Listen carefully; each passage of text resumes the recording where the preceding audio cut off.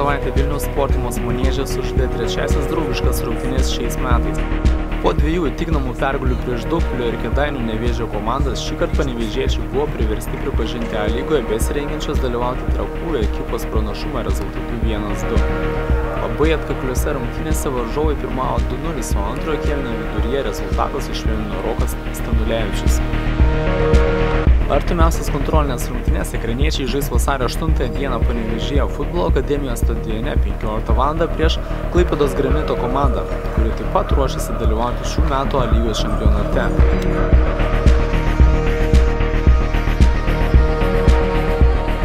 Pastarasis 2 savaitės komanda rungtyniavo ir treniravosi be gausaus būrio svarbių žaidėjų, kurie atstovavo Lietuvos jaunimo iki 21 metų rinktiniai tarptautinėme Sandraugos taurės turnyre Sankt Peterburge. Čia lietuviai užėmė 7 vietą, o rinktinės kapitono raištį išėjęs Edvinas Gedvilnis be keitimų rungtyniavo visose 6 rungtynėse.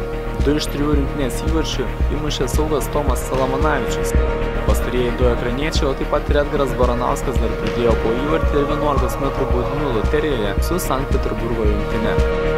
Apskritai aikštėje pasireikšti progų turėjo visi atvykę ekraniečiai, tarp kurių dar buvo Dovydas Norvilas, Lukas Narbutas ir Martynas Dūda.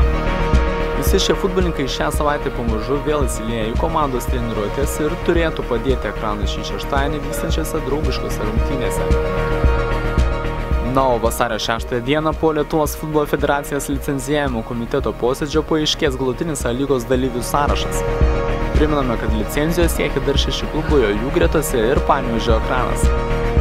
Šių metų A lygos sezonas startuos kovo 8-9 dienomis.